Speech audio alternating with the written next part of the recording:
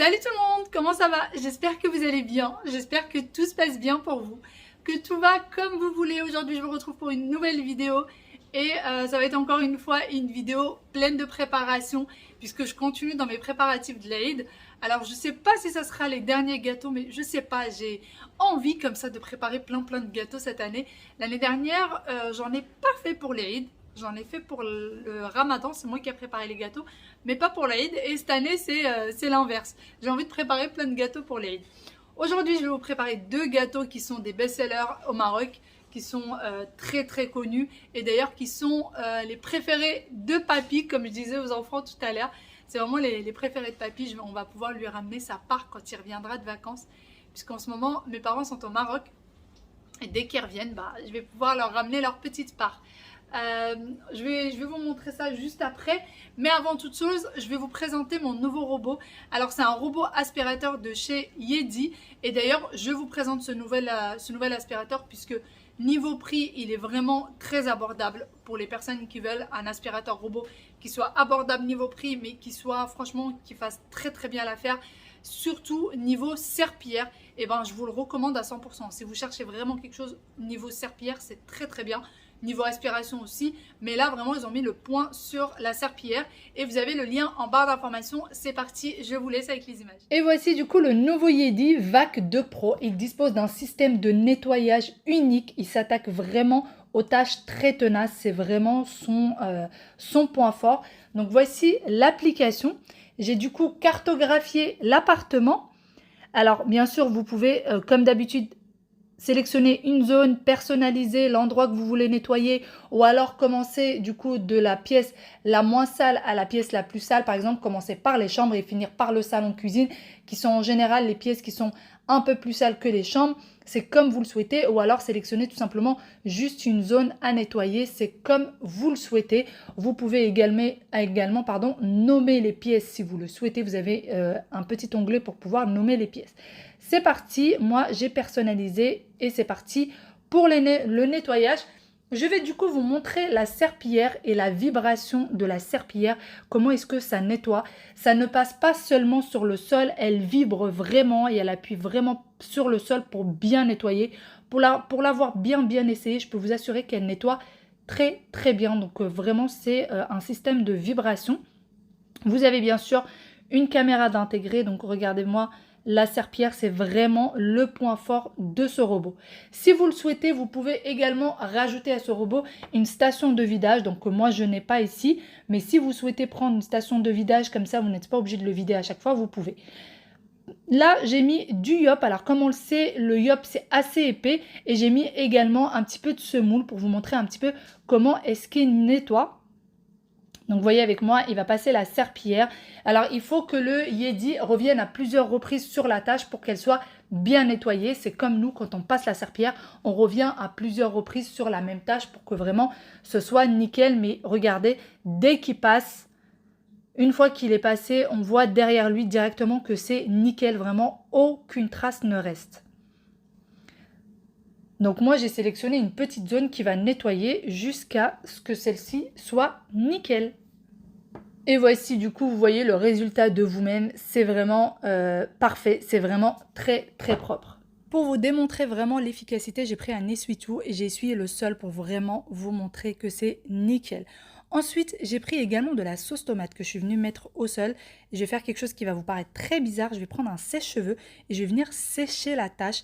Alors, j'ai insisté à plusieurs reprises pour qu'elle soit vraiment le plus sèche possible. Ensuite, je sélectionne la zone qu'il va falloir nettoyer et c'est parti. Donc, je démarre le robot et vous voyez avec moi une tâche qui est quand même assez salissante de sauce tomate et assez tenace. Et vraiment, il la nettoie impeccablement. Encore une fois, il faut vraiment que le robot passe à plusieurs reprises sur la tâche pour que celle-ci soit bien nettoyée. Et donc, une fois qu'il aura bien nettoyé la tâche, je vais faire pareil que tout à l'heure. Je vais prendre un essuie-tout pour vous montrer vraiment l'efficacité. Donc, vous voyez avec moi, c'est un essuie-tout blanc, donc j'essuie bien et on ne voit ensuite plus rien. Je vais du coup sélectionner le salon. Je vais lui demander d'aller nettoyer le salon en mode serpillière et vous allez voir avec moi ce qui va se passer. C'est parti du coup pour le nettoyage du salon et regardez-moi quand il est en mode serpillière, il ne monte pas sur les tapis, il va éviter les tapis, il va les contourner, il va laver tout autour du tapis, mais il ne montera pas sur les tapis en mode serpillière pour ne pas tout simplement abîmer vos tapis quand celui-ci est mouillé. Par contre, quand il sera en mode aspirateur, bien sûr, il va monter. Comme vous voyez avec le tapis de la salle à manger, dès qu'il le détecte, il redescend tout de suite et il va nettoyer tout autour du tapis. Je le mets ensuite directement en pause et je vais venir retirer le bac à serpillière. Donc c'est très très simple, avec une seule main vous pouvez l'enlever sans aucun souci et je vais remettre du coup juste le petit bac de remplacement. Donc voici la serpillière. Bien évidemment après être passé sur la sauce tomate, j'ai nettoyé la serpillière et ensuite comme vous voyez avec moi, quand il est en mode aspirateur, il monte sur les tapis sans problème.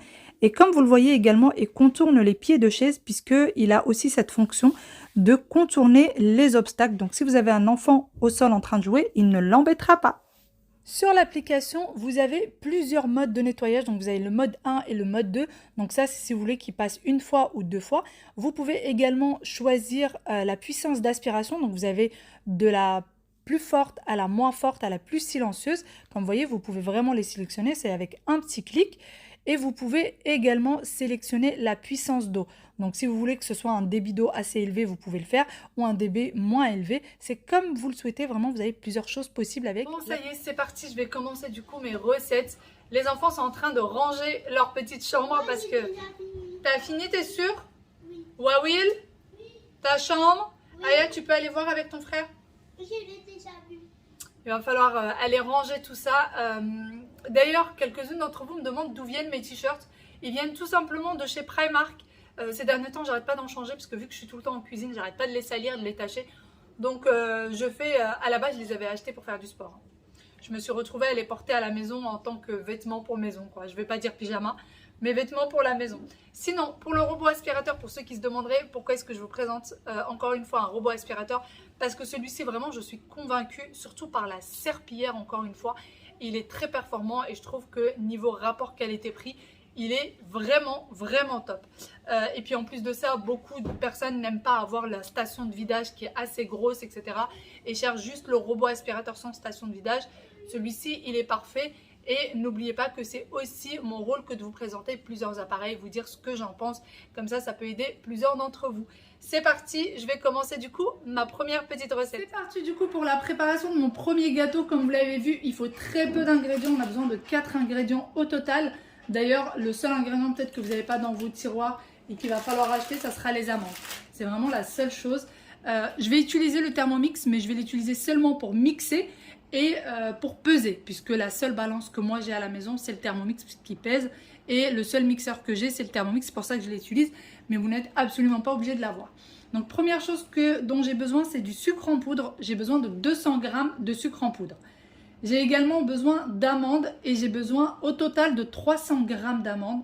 J'ai besoin de 250 g pour mettre à l'intérieur du gâteau et 50 g pour la déco. J'ai besoin de blanc d'œuf, mais vu que moi j'ai des tout petits œufs, j'en ai pris 2, il me faut à peu près 80 g de blanc d'œuf. Et j'ai besoin d'une cuillère, à café de confiture. Donc moi là j'ai de la confiture d'abricot, mais si vous avez de la confiture de fraise, d'orange, vous prenez vraiment la confiture que vous avez. Donc une cuillère à café de confiture. Je commence par cette recette parce qu'il va falloir ensuite la laisser au frais minimum 1 heure.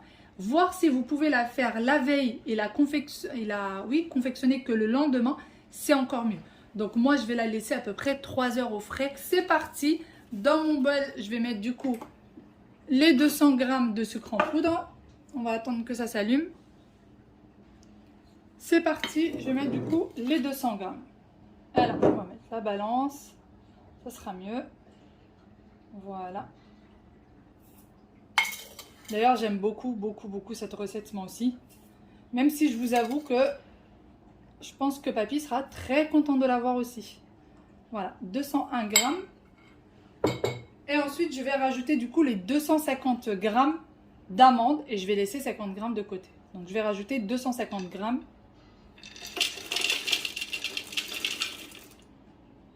Hop, on a un tout petit peu plus que 250. Je vais en retirer. Soyons précis. Voilà. Et là, je vais mettre le tout à mixer. Donc, je vais vous montrer du coup ce que ça donne. Voilà, ça fait vraiment une poudre d'amande. Hop. Voilà l'effet que ça donne. Juste tout remettre au centre. Et ensuite, je vais rajouter du coup les œufs et la confiture. Donc...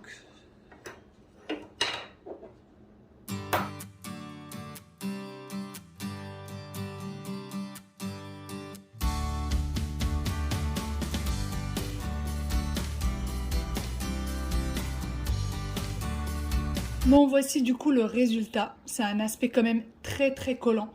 Donc surtout, n'oubliez pas, il faut le laisser un maximum de temps au réfrigérateur. Là, je vais prendre juste une boîte et je vais venir le mettre dedans et mettre le tout au frais. Le temps que je prépare le deuxième gâteau. J'ai tout mis du coup dans mon récipient. Je ferme et direction le réfrigérateur. C'est parti du coup pour la recette suivante. Et là, c'est vraiment ma recette préférée. C'est la recette de Ghariba Bella. Je vous ai déjà présenté la recette à plusieurs reprises. Là, je vais vous montrer du coup tous les ingrédients et surtout, je vais vous montrer comment réussir le craquelage. Si jamais vous n'avez pas vu les dernières vidéos, c'est très facile et comment les réussir vraiment à tous les coups. Les ingrédients sont plutôt très simples. On a besoin de 500 g de farine, 150 g de sucre en poudre, vous voyez. On a besoin d'amandes en poudre. Alors, si vous n'avez pas des amandes en poudre, vous prenez des amandes lambda. C'est bien sûr pas des amandes salées, hein, des amandes sans sel, que vous faites un petit peu griller au four et ensuite vous les mixez jusqu'à ce que ça vous donne des amandes en poudre comme ça. Vous n'êtes pas obligé de retirer la peau. Si vous avez des amandes sans peau, c'est bien. Si vous n'en avez pas, vous pouvez garder la peau sans problème. Ensuite, donc 130 g, 150 g, 500 g. Et on a besoin de 125 g d'huile de table, une petite cuillère de cannelle, 2 sachets de levure chimique, 60 g de graines de sésame et 125 g de beurre fondu. Donc le beurre et l'huile, on a besoin de 125 g pour chacun. C'est parti. Alors moi, je la travaille toujours à la main parce que je trouve qu'au robot, ça ne travaille pas bien. Et j'aime bien de toute façon, en règle générale, travailler les gâteaux à la main. C'est parti. Donc, je commence par la farine. Je mélange le sucre. Je vais rajouter également les amandes en poudre, les graines de sésame, la cannelle. Hop. Et je vais déjà bien mélanger tout ça. Et ensuite, je vais rajouter le beurre et l'huile et je vais mélanger jusqu'à ce que le tout soit bien homogène, que mon mélange soit bien homogène.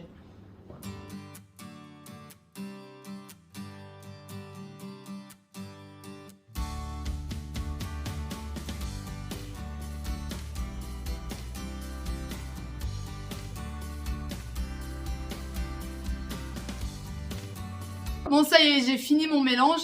Le voici. Alors, je suis venue m'asseoir parce que là, je suis à bout de souffle, vraiment, je suis à bout de souffle. Et j'ai pris du coup une plaque avec du papier cuisson. Et je vais venir tout simplement faire des boules de pâte et les mettre sur ma plaque. Ensuite, ça va aller au four à 180 degrés pendant 12 minutes maximum. Vraiment maximum. Et quand vous les sortez du four, attendez un maximum de temps avant de les toucher. Parce que quand vous les sortez du four, on a l'impression qu'ils ne sont pas cuits. Alors qu'en fait, il faut attendre que ça refroidisse. Vous allez voir qu'ils sont cuits. Mais ne dépassez surtout pas les 12 minutes. Moi, je dis généralement 10 minutes. Mais bon, 12, c'est très bien aussi. D'ailleurs, si votre pâte, elle s'effrite trop, n'hésitez pas à rajouter un petit peu de beurre. Puisque parfois, les amandes sont trop secs, la farine est trop sec. Et du coup, le beurre, et après, ça s'effrite trop. Moi, ça m'est déjà arrivé. Là, aujourd'hui, ça va. Ça s'effrite pas, regardez.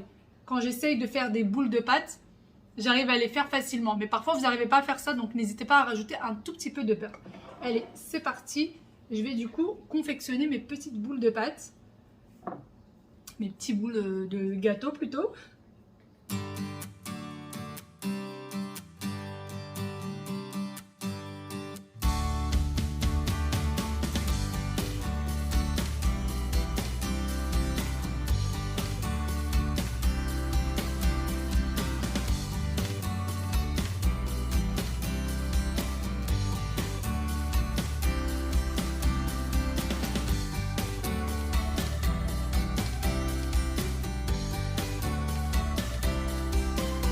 parti du coup, mon four il est chaud à 180 degrés et je vais mettre mes petits gâteaux.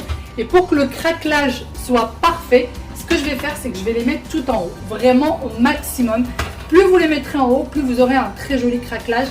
Donc voilà, je les mets tout en haut et je vais les mettre fournée par fournée de toute façon le temps que je prépare les autres petits gâteaux. Et c'est parti pour 11 minutes pour moi. Du coup, comme je vous disais, plus vous allez mettre votre plaque du four en haut au maximum, plus vos gâteaux seront bien craquelés. Faites pas attention à mes mains, hein, j'ai plein de petites miettes de gâteaux partout. Du coup, moi, ce que je vais faire, c'est que je vais aller terminer les autres. Et comme ça, je pourrai continuer les fournées. Et dès que j'ai terminé ceux-là, je pense que normalement, je devrais avoir 3 plateaux maximum. Et ensuite, je vais sortir du coup ceux que j'ai mis au frais pour commencer à les faire. J'ai les petites amandes du coup pour les décorer et il n'y aura plus qu'à les faire cuire. Donc voilà, allez, c'est parti. Je vais continuer mes petits gâteaux. Et franchement, qu'est-ce que ça fait du bien d'être assis pendant qu'on cuisine ou en tout cas pendant qu'on est en train de faire quelque chose, quoi, parce que rester debout, j'en peux plus. Bon, j'ai mes 2 premières fournées du coup qui sont cuites. Regardez-moi le craquelage. Il n'y a pas un seul gâteau qui n'est pas craquelé et j'ai encore une fournée qui est au four. Là, il doit lui rester 3 minutes. Moi, au total, j'ai laissé 11 minutes au four. Et franchement, c'est parfait. Alors moi, je vous ai dit 12 minutes parce que parfois, il y en a qui ont l'impression que c'est pas cuit. Mais regardez, au bout de 11 minutes, le gâteau, il est parfait. Ce gâteau-là, c'est normal. Si vous le trouvez un peu blanc, c'est tout à fait normal. Et surtout, quand vous le sortez, laissez au moins 5 à 10 minutes refroidir avant d'y toucher. Sinon, ça va s'effriter. Donc, voilà, voilà. Moi, c'est mes gâteaux préférés. Vraiment, vraiment, c'est mes gâteaux préférés. J'aime beaucoup, beaucoup ceux-là. Et je pense que toute la famille, en fait, hein, toute la famille, on aime beaucoup cela. N'hésitez pas à les reproduire et à me dire surtout ce que vous en avez pensé et me montrer si vous avez réussi le craquelage ou pas. Dites-moi si vous avez l'habitude de le réussir. Si peut-être vous avez une autre méthode, hein, qui sait, pour le réussir. Allez, c'est parti. J'attends juste que ma dernière fournée se termine. Et ensuite, je vais passer au gâteau aux amandes. Le four vient de sonner. Je vais vous montrer en direct du coup ce que ça donne. Hop. C'est parti, vous voyez. Hein, je pouvais pas mettre plus haut. C'était pas possible. Voilà, voilà. Hop, c'est parti. Regardez-moi ça. Bon, je vais essayer quand même de ne pas me brûler, hein, ça serait bien. Hop. Bien évidemment que j'ai pas fait de place. J'ai oublié d'enlever celui-ci. Hop. Voilà.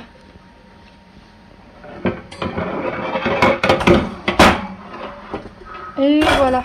Une fois que le ribabella était bien froide, je l'ai retiré et j'ai repris la même plaque sur laquelle j'ai mis du coup le mélange que j'ai préparé avant et que j'avais laissé pour ma part 2h30 au frais. Mais vous allez voir avec moi que c'est une réelle catastrophe. Je m'en veux encore maintenant. Allez, c'est parti. Du coup, je mets le tout sur la plaque. Donc c'est comme ça que vous devez faire si tout va bien et vous mettez du coup la petite amande à l'intérieur pour la déco. Madame Catastrophe est parmi nous. J'ai eu la très bonne idée de me dire je vais mettre les gâteaux au four et je vais aller faire la douche aux enfants. Et enfin, déjà à Waïd pour commencer, je me suis dit allez 10 minutes, ça suffit largement et comme ça après je reviens au four et ça sera nickel, je pourrai mettre la deuxième fournée. Oui bien sûr, je vais vous montrer le résultat de quand on laisse les gâteaux et qu'on va faire autre chose et qu'on ne voit pas le temps passer. Je suis dégoûtée, je vous montre ça. Voilà le résultat que ça a donné. Je suis dégoûtée, franchement, je suis trop dégoûtée. Mais bon, c'est pas grave, tant pis. Bon, en bas, ça va, ça peut... Il faut pas les voir d'en haut, il faut juste les voir d'en bas. Mais bon, tant pis. Bon, allez, c'est un gâteau sur, je sais pas, je sais plus combien j'en ai fait au total. C'est pas grave, n'est-ce pas? La douche des enfants est faite, c'est le plus important. Maintenant, c'est parti pour la préparation du ftor. Les enfants sont encore devant un petit dessin animé. Ils viennent de dîner, eux, parce que je leur ai préparé des lentilles de bon matin. Je me suis dit, comme ça, au moins, leur dîner est déjà fait. Je savais que j'allais être occupée aujourd'hui, donc j'ai préféré faire comme ça, m'organiser.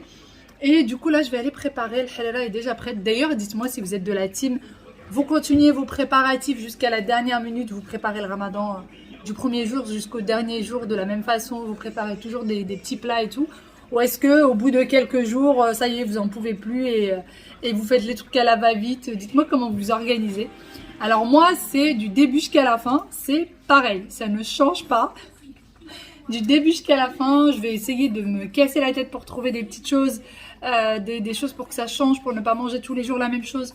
pour avoir des choses assez sympas et tout à se mettre sous la dent. Et là, j'y vais. J'y vais. J'ai de la pâte. Oh là, c'est quoi ça? J'ai la pâte d'une semaine qui était... Il me restait 2 petites boules de pâte. Je vais aller faire les 2 semaines qui restent. Je vais aller préparer un feuilleté. Et je vais aller préparer, je pense, des petites pizzas. Mais c'est pas sûr.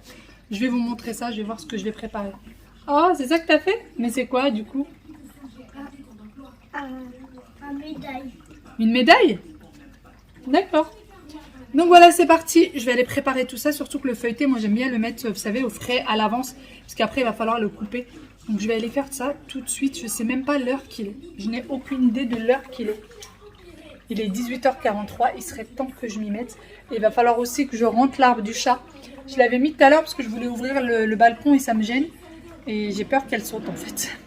Même si franchement, c'est très peu probable qu'elle puisse sauter puisque on a quand même... Bon, déjà, j'ai mis je l'ai mis de ce côté-là du balcon. Et en plus là, vous voyez, on a une protection jusque là. Donc c'est quand même assez haut. Elle risque pas normalement de sauter. Je suis en train de faire passer le temps en me disant peut-être que le stall va se faire tout seul. Mais non, il n'y a pas de risque. Il n'y a pas de risque que ça se fasse tout seul. Il va falloir que j'y aille. Du coup, je vais préparer un feuilleté. Donc j'ai besoin de pâte feuilletée. J'ai besoin de tartare ail fines herbes. Emmental râpé ou alors mozza râpé. Et là, j'ai du jambon de poulet. Et sinon, vous pouvez prendre... La dernière fois, je l'ai fait avec du saumon fumé. C'était excellent. C'était super bon. Donc voilà, là, on voulait juste changer un petit peu.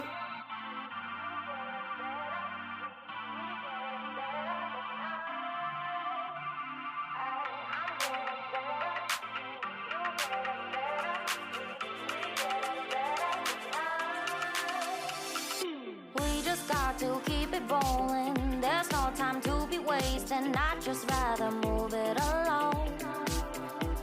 Got both feet but in different waters. I need space more than orders. I'd just rather move it along. I know how you're feeling, 'cause sometimes I do tight. Not tonight, you're gonna hear me. Gonna dance it off goodbye. My love, can we drop this? Our time can't pass us by. This... Est-ce que c'est vrai en bas, il y a des poubelles vertes? Oui, et des poubelles jaunes. Mais j'ai jamais vu ça. Ben, demain, papa il te ramènera avec lui pour descendre la poubelle. Non, papa, demain, il travaille. S'il te plaît, tu peux me ramener. Quand on rentre, Papa, s'il te plaît, tu peux me ramener voir les poubelles? quand je rentre, je vais travailler. Demain? Hein? Oui. En fait, c'est un intérieur des poubelles. C'est pour faire quoi? Il y a des différentes poubelles. En fait, ça sert à mettre du carton, à mettre du papier. Make stronger, just to be together. Le beurre, s'il te plaît. Et l'argent du beurre, attends, je vais laver. Non, juste le beurre, pas l'argent du beurre. Ah, il a fait quoi? Non, mais j'ai pas fait exprès. Bravo, bravo. Vous touchez pas, papa arrive. D'accord. All I wanna do is crash now when you're spewing facts now. I know that I am getting better. We know that we can get crazy when some things seem hazy. I know that I am getting better. I know how you're feeling, 'cause sometimes I do tight.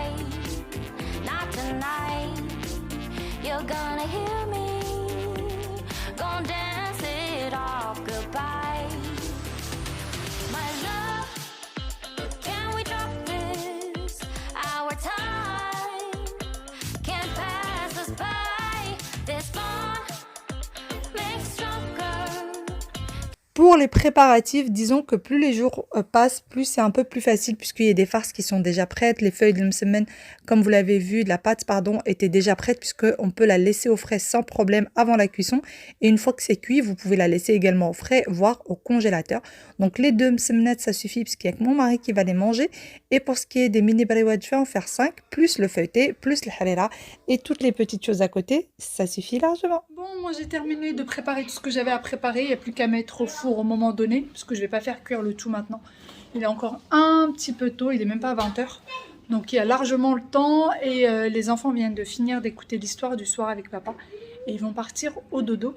Moi je vais aller me reposer un petit peu et je me lèverai quand ça sera le moment de poser la table, quand ça sera le moment de faire tout ça. Il va falloir aussi ranger un petit peu la cuisine, c'est un vrai carnage. Il va falloir vider le lave-vaisselle, remplir le lave-vaisselle, nettoyer les plans de travail qui sont pleins de beurre et plein d'huile.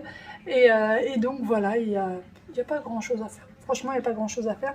Les enfants ont bien rangé leur chambre là avant d'aller au dodo. Donc tout va bien. Moi j'ai plus de souffle, plus de force. J'ai qu'une envie, c'est d'aller me poser. Je vais aller m'allonger un petit peu, ça va pas me faire de mal.